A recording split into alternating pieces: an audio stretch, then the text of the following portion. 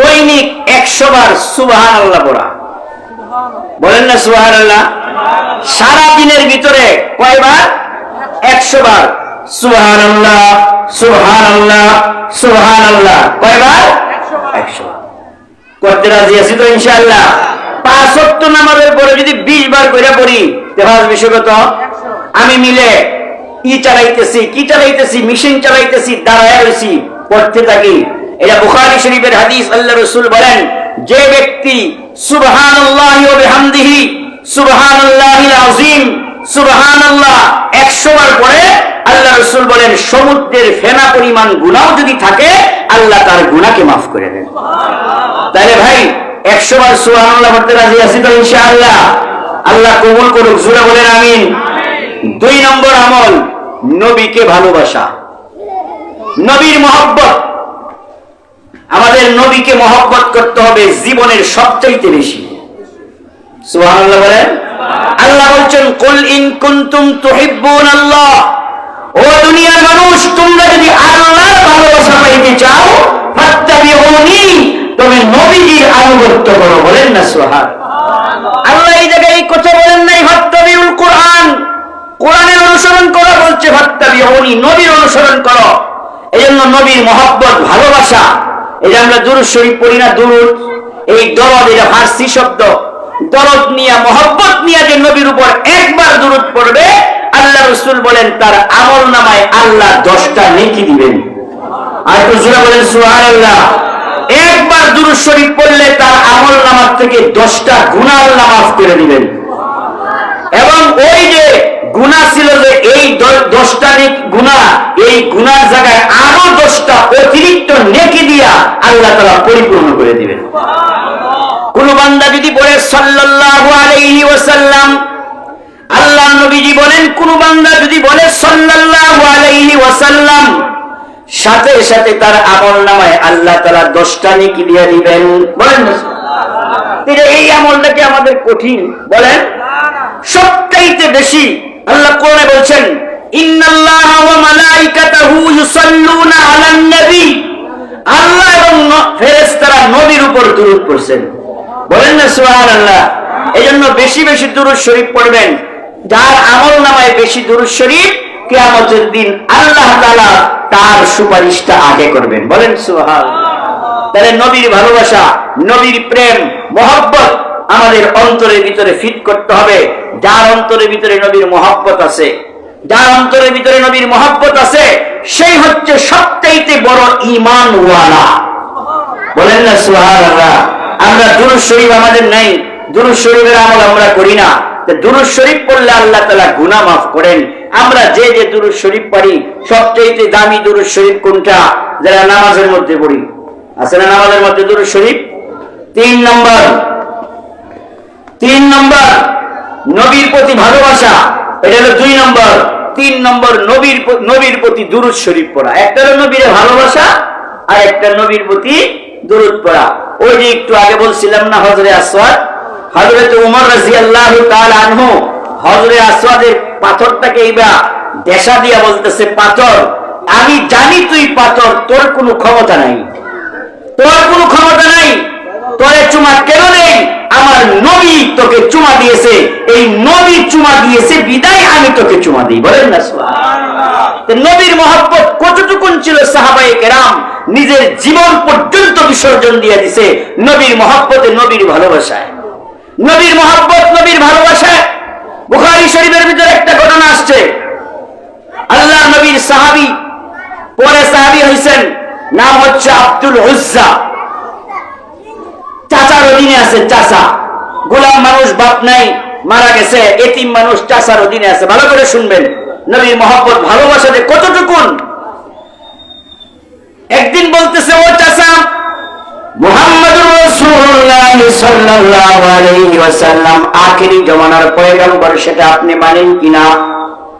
চাচা বলতেছে, আমার তো তাই মনে হয়। আব্দুল উজ্জা বলতেছে, তাহলে আপনি ইসলাম কবুল করবেন কিনা?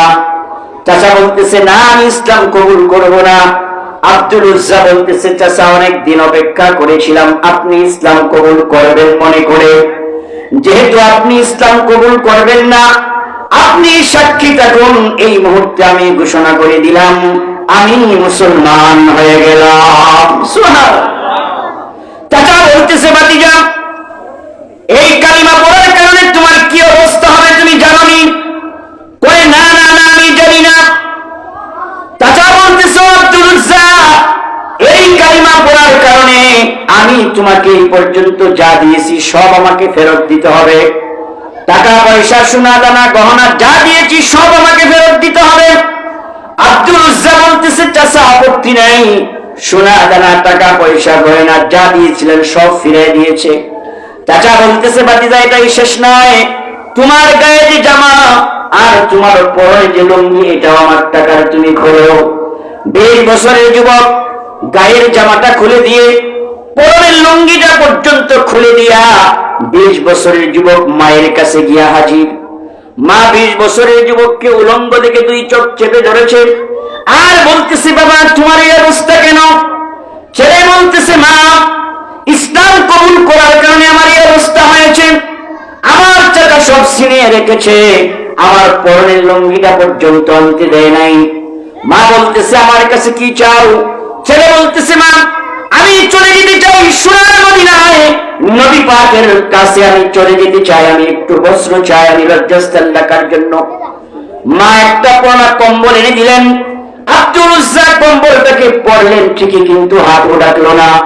বহু কষ্ট করে মরুভূমি পানি দিয়ে বাবে জিব্রাইল থেকে ঢুকে মসজিদে নববীর বারিন্দায় হযরতে আব্দুল উজ্জা বসে আছে।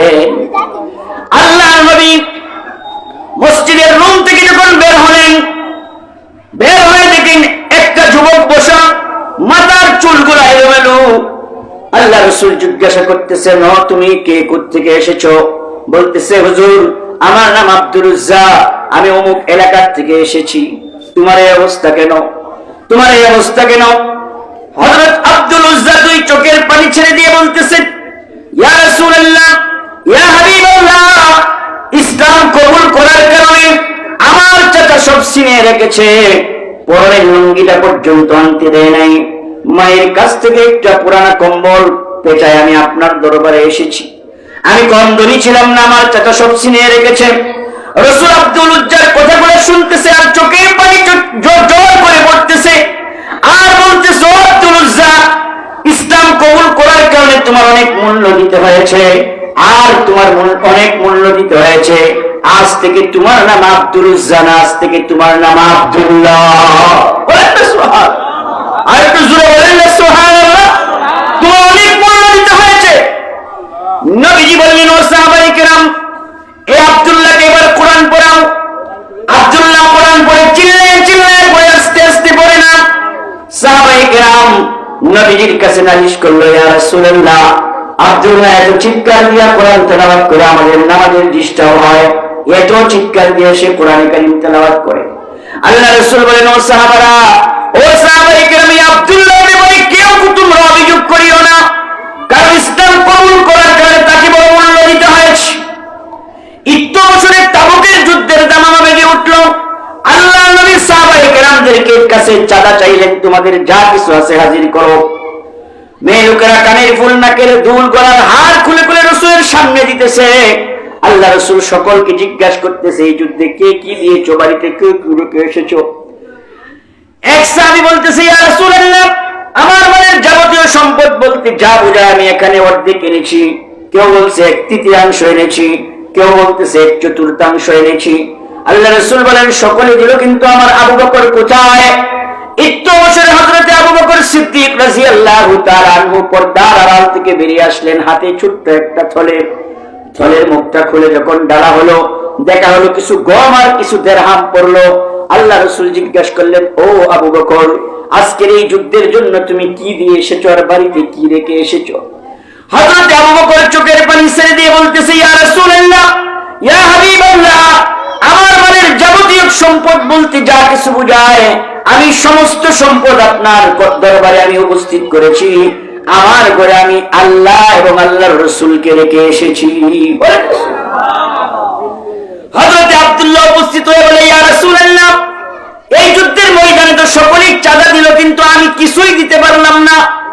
রাসূল আপনাকে আমি মহব্বত করি, আপনাকে ভালোবাসি, কিন্তু একটু দোয়া করেন, কারণ আপনি মুস্তাজাবুদ দাওয়া, আপনি দোয়া করলে আল্লাহ দোয়া কবুল করেন। আপনি একটু দোয়া করেন এই তাবুকের প্রান্তরে যেন নবীর মহব্বতে আমি আমার জীবনটা দিয়ে দিতে পারি। সুবহানাল্লাহ, আর একটু জোরে বলেন না সুবহানাল্লাহ। আল্লাহ রাসূল সাহাবায়ে কেরামদেরকে নিয়ে চললেন তাবুকের যুদ্ধে, তাবুকের প্রান্তরে। কয়েকদিন পরে খবর আসলো আব্দুল্লাহ পরে জ্বরে আক্রান্ত হয়ে ইন্তেকাল করেছেন। নবীজি বললেন আমি জানাজা পড়াবো। আব্দুল্লাহর জানাজা হলো গভীর রাত, অন্ধকার রাত। কবরের পাশে একজন আলু জ্বালিয়ে ধরে রেখেছে, আর কবরের মধ্যে একজন লাশ গ্রহণ করার জন্য আর লাশ দুইজন বহন করে আসতেছে। কবরের মধ্যে যিনি দাঁড়ানো তিনি বলতেছেন, তোমরা যে এই লাশ আব্দুল্লাহর লাশ নিয়ে আসতেছো, খবরদার তোমার ভাইয়ের সাথে যেন বেয়াদবি না হয়। আর কবরের পাশে হযরতে বেলাল আলু জ্বালিয়ে ধরে রেখেছে, আর কবরের ভিতরে আর কেউ নয়, কবরের ভিতরে বিশ্বনবী মুহাম্মদুর রাসূলুল্লাহ সাল্লাল্লাহু আলাইহি ওয়াসাল্লাম। নবীজি আব্দুল্লাহ কবরের ভিতরে শুয়াইলেন, কবরের উপর পাথর বিছিয়ে নবীজি দোয়া করলেন, আয় আল্লাহ, আজকের এই সন্ধ্যা পর্যন্ত আমি আব্দুল্লাহর প্রতি রাজি ছিলাম, তুমিও রাজি হয়ে যাও। সুবহানাল্লাহ। পাশে ছিলেন এক সাহাবী, বলতেছে কতই না ভালো হতো আজকে কবরের ভিতরে যদি আব্দুল্লাহর লাশটা না হয় আমার লাশটা হতো। সম্মানিত হাজরিন, আমি আপনাদেরকে বুঝাইতে চাইলাম নবীর মহব্বতে সাহাবায়ে কেরাম জীবন দিয়ে দিছে, আর আজকে আমরা নবীর মহব্বতে ফজরের নামাজে আসতে পারি না। কথা বলেন ঠিক কিনা? আর জোরে বলেন ঠিক কিনা? সম্মানিত হাজরিন, তাহলে 10টা আমলের ভিতরে 1 নম্বর দৈনিক 100 বার সুবহানাল্লাহ বলা, 2 নম্বর নবীর প্রতি ভালোবাসা, 3 নম্বর নবীর উপর দুরূদ শরীফ পড়া, 4 নম্বর ফজর এবং মাগরিবের পরে দোয়া পড়া, যে দোয়াটা আমরা অনেকেই পড়ি, লা ইলাহা ইল্লাল্লাহ ওয়াহদাহু লা শারীকা লাহু লাহুল মুলকু ওয়া লাহুল হামদু ওয়া হুয়া আলা কুল্লি শাইইন কাদির, এটা 10 বার পড়া। এরপরে উত্তম রূপে ওযু করা। বলেন উত্তম রূপে কি করা? ওযু করা। ওযু করার সাথে সাথে আপনি হাত ধুইলেন, হাতের গুনাহ ঝরে পড়ে যায়, মুখ ধৌত করলেন, মুখের গুনাহ ঝরে পড়ে যায়। এইভাবে ওযুর প্রত্যেকটা অঙ্গ ধোয়ার সাথে সাথে সমস্ত অঙ্গের গুনাহগুলো আল্লাহ তাআলা ঝরায়া ফেলে দেন। বলেন সুবহানাল্লাহ। তাহলে 6 নম্বর 5 ওয়াক্ত নামাজ পড়া। 5 ওয়াক্ত নামাজ পড়তে রাজি আছি তো ইনশাআল্লাহ? قال رسول الله صلى الله عليه وسلم, আল্লাহর নবী বলেন, আউয়ালু মা ইউহাসাবু বিহিল আবদু ইয়াউমাল কিয়ামাতিস সালাহ, কিয়ামতের দিন সর্বপ্রথম নামাজের হিসাব হবে। কয়টা ফ্যাক্টরি করলেন, কয়টা মসজিদ বানাইলেন, কয়টা মাদ্রাসা বানাইলেন, কয়টা ঘাট বানাইলেন, বীজ বানাইলেন, মানুষের উপকার করলেন, জিজ্ঞাসা করবে না? জিজ্ঞাসা করবে নামাজ ঠিক আছে কিনা। বিশ্বনবী সাল্লাল্লাহু আলাইহি সাল্লামের জীবনের শেষ কথা ছিল আস-সালাত, আস-সালাত, নামাজ, নামাজ। অন্য হাদিসের মধ্যে রাসূল বলেন, নামাজ হচ্ছে বেহেশতের চাবি। আমরা যদি তালার চাবি না থাকি রুমে ঢুকতে পারবো? জবাব দেন, পারবো? তাহলে 6 নম্বর হচ্ছে গুনাহ মাফের জন্য 6 নম্বর আমল হচ্ছে নামাজ। 7 নম্বর আমল হচ্ছে জুমার নামাজ আদায় করা। সুবহানাল্লাহ বলবেন? জুমার নামাজ আল্লাহ রাসূল সাল্লাল্লাহু আলাইহি সাল্লাম বলেন, মুসলিম শরীফের হাদিস, যে বান্দা জুমার নামাজ আদায় করে এক জুমা থেকে আরেক জুমা পর্যন্ত মাঝখানের গুনাহগুলো আল্লাহ মাফ করে দেন। আর জোরে বলেন না সুবহানাল্লাহ। 8 নম্বর নামাজের জন্য মসজিদের ভিতরে গমন করা। আমরা তো অনেক সময় ঘরেই নামাজ পড়ে যাই, মসজিদে আসতে চাই না। মসজিদে যখন বান্দা ঘর থেকে বের হয়, প্রত্যেকটা কদমে, প্রত্যেকটা পদক্ষেপে ওযু করলো, এই যে একটা পদক্ষেপ, সুন্দর জামা পরলো একটা পদক্ষেপ, জামা পরে মসজিদের দিকে হাঁটা শুরু করলো, এই পদক্ষেপ, প্রত্যেকটা পদক্ষেপে আল্লাহ তাআলা একটা করে নেকি দেন, একটা করে গুনাহ মাফ করে দেন। আর জোরে বলেন না সুবহানাল্লাহ। এরপরে 9 নম্বর হচ্ছে আমরা যে ইমাম সাহেবের লগে ইমাম সাহেবের পিছনে নামাজ পড়ি না, সূরা ফাতিহার পর আমিন বলা। বলেন না সুবহানাল্লাহ। এনে আমিন বলে আমাদের দেশে ঝগড়া, কেউ কয় জোরে, কেউ কয় আস্তে। কথা বলেন ঠিক কিনা? কেউ কয় জোরে, কেউ কয় আস্তে, এই আমিন বলে ঝগড়া। যারা জোরে কয়, যে মসজিদে জোরে আছে আমরা ওই জায়গায় গিয়ে জোরে মাইকে আমিন করব, আর যে মসজিদের মধ্যে জোরে নাই এর মাঝখানের ভিতরে একজন কয় আমিন, জোরে কইলে অনেক নামাজে ডিস্টার্ব হয়ে যায়। এই জন্য সূরা ফাতিহার পর যে আমিন বলবে, আমার আমিন বলা, ইমাম সাহেবের আমিন বলা, ফেরেশতার আমিন বলা যদি এক হয়ে যায়, নবীজি বলেন গুফিরা লাহু মা তাকাদ্দামা মিন যামবিহি, আল্লাহ তাআলা তার পিছনের যাবতীয় গুনাহ মাফ করে দিবেন। 9 নম্বর আমল আলহামদুলিল্লাহ পরে আমিন বলা, যে আমাদের আমিন আস্তে, এই আমিন বললে শুনবেন কে? আল্লাহ। জোরে বললেও শুনবেন আল্লাহ, আস্তে বললেও শুনবে আল্লাহ। জোরের হাদিসও আছে, আস্তের হাদিসও আছে, এটা নিয়ে আমরা ঝগড়া করব না। আমিন বলা ফরজ না, আমিন বলা কি না? ফরজ না, এটা আমার নিজের কাজ, এইটা নিয়ে আমি ঝগড়া করব না।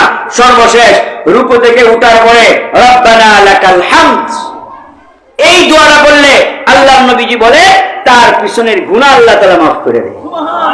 তাহলে এই 10টা আমল করতে রাজি আছি তো ইনশাআল্লাহ? আল্লাহ যেন আমাদের সকলকে কবুল করেন, বলেন আমিন।